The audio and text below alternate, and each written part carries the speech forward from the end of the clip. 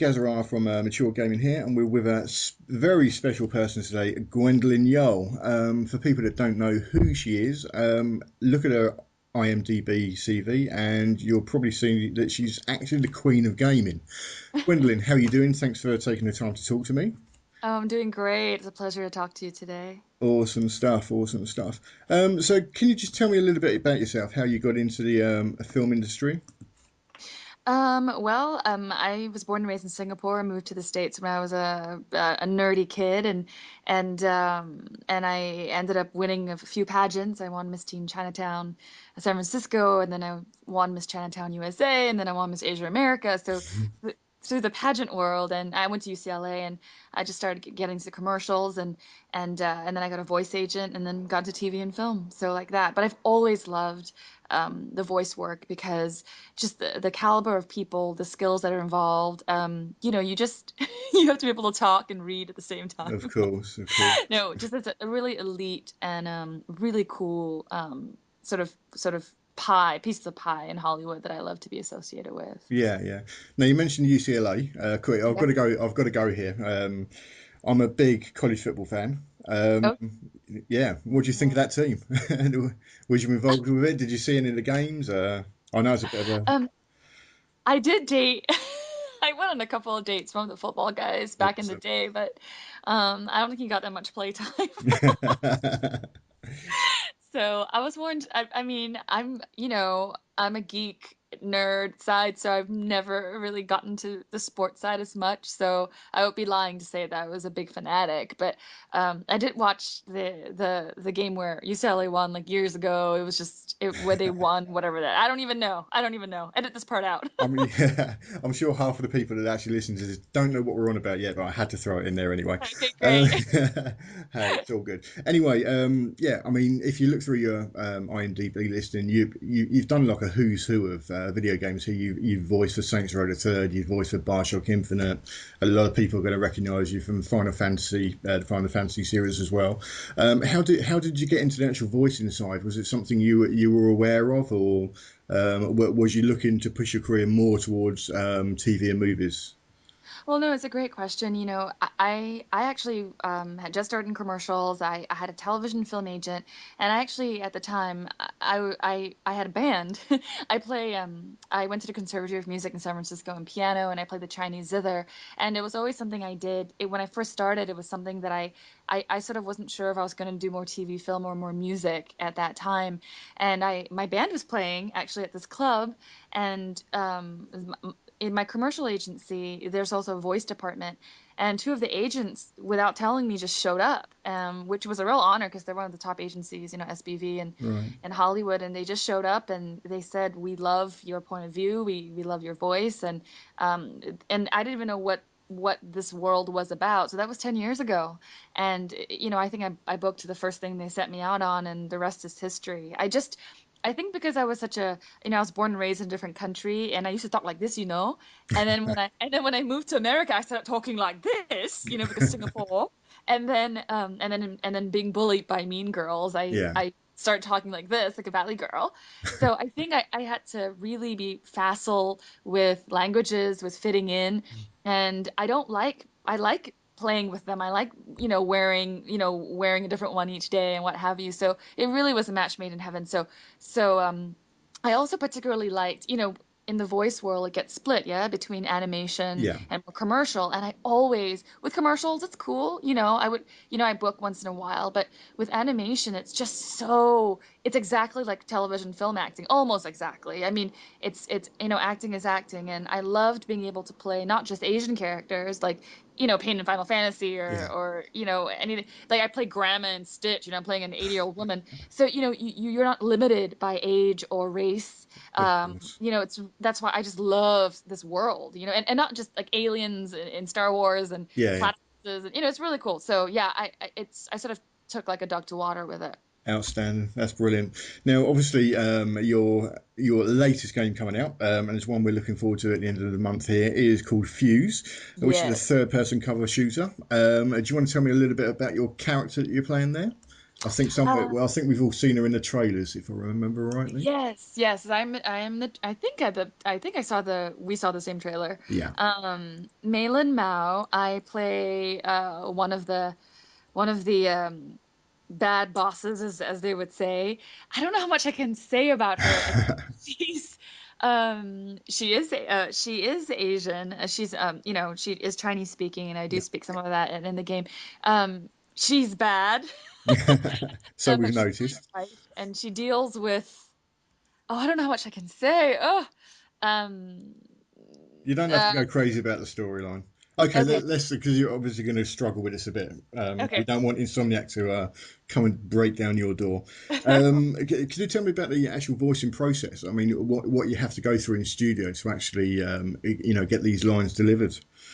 Yeah, no, that's a great question. You know, the difference between, I think, with cartoons versus gaming is, I mean, the old school way of recording a cartoon, it was much more like a radio play Yeah, where there'd be about, you know, ten of the cast members and they're recording at the same time. That's usually still how it's done, but more and more cartoons are done, you know, individually with pickups because people's schedules, etc. But more than often than not, it's done like a radio play with gaming because there's so many vignettes, so many different it's so line heavy yeah, that pretty much you're in the booth by yourself, you know, as talent, and then you've got the producers on the other side of the glass. So sometimes, you know, you work with some, you know, you look in the game box and you're like, oh my God, you know, you wish you could play, you know, side by side with someone. I mean, when I yeah. did Uncharted 3 with Nolan North, we did record together, so that was a blast, you know. Awesome. Or yeah, or SOCOM 4, you know, I worked with, you know, a bunch of other people as well, so with some motion capture stuff. But with Fuse, it was pretty much just me in the booth.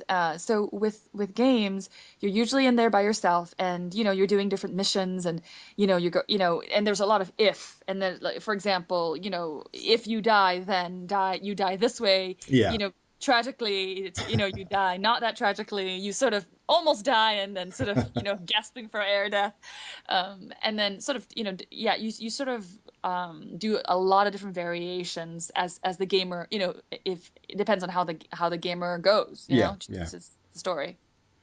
Excellent stuff. So, with Fuse itself and obviously some of the other games, is it a case of people actually coming to you now rather than you sort of trying to go after a certain part?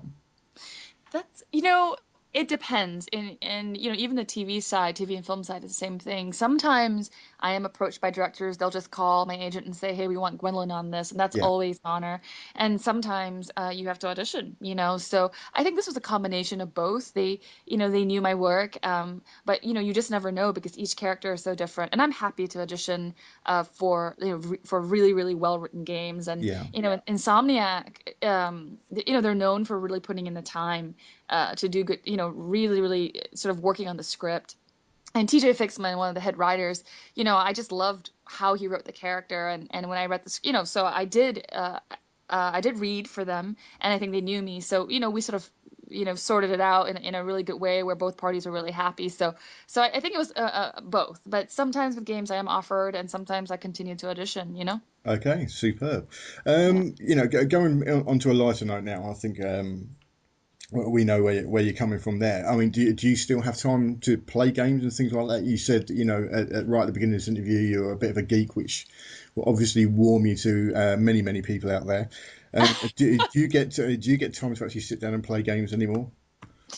I'm maybe let me rephrase. I'm more dork than Dork's good as well. Hey, well, because you know, I did my first animation, you know, my anime gaming convention, yeah. and they those How they did people. that go? Oh my God, it's insane! I was insane. I didn't even know what cosplay was. I know, and you know, and I, you know, people walking around in costumes, and you know, it was madness. It's I an mean, eye opener. yeah, it was 24 hours, and I was like, are people drinking in costumes? It's crazy. That's And not all they're doing. That's not all they're doing in costumes, probably. But we won't go there.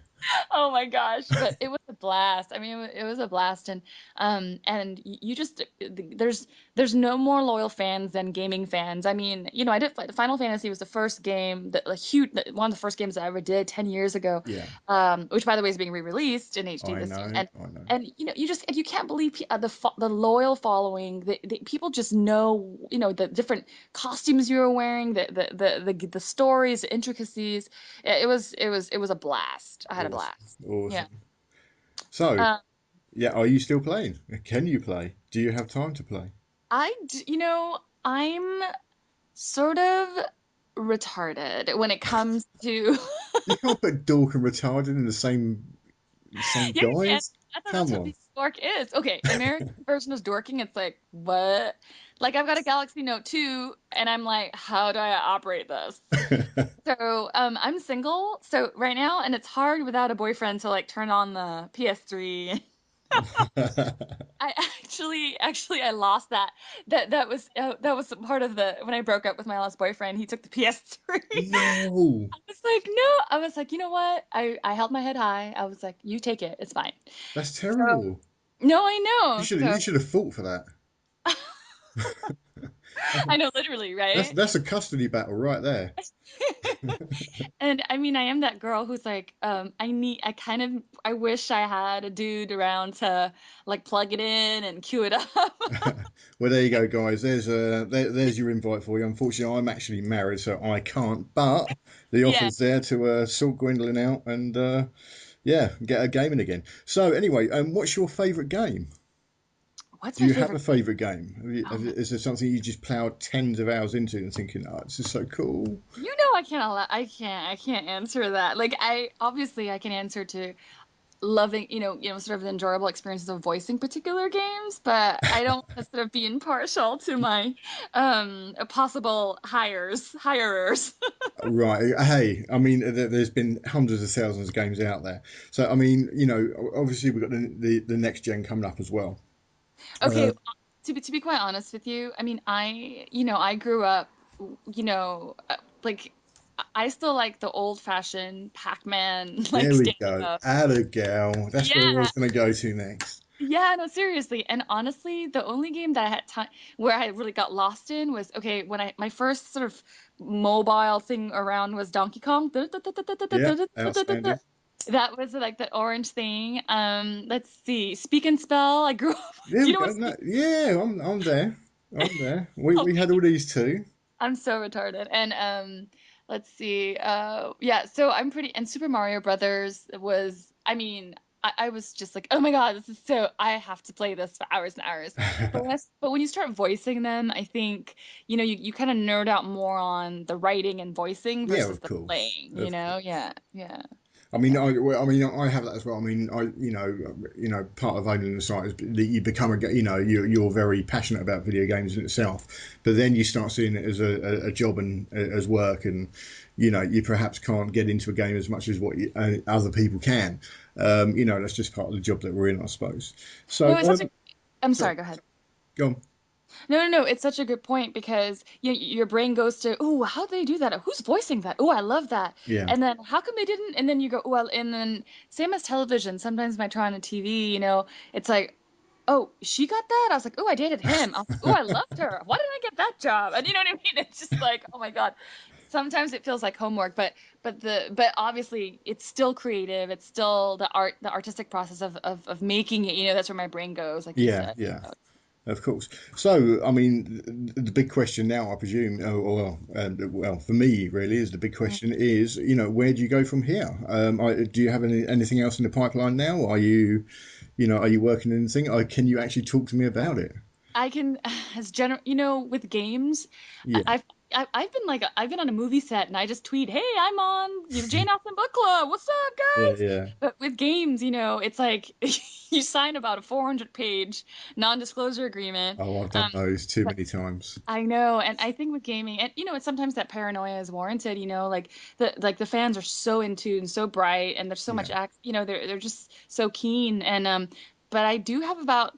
3 games in the pipeline that I can't mention, but That's fine. I'm sure I'm going to come back to you at some point and yeah, sort of try and yeah. badger you for some titles. But I'm kind of hoping Saints Row the fourth is in there somewhere.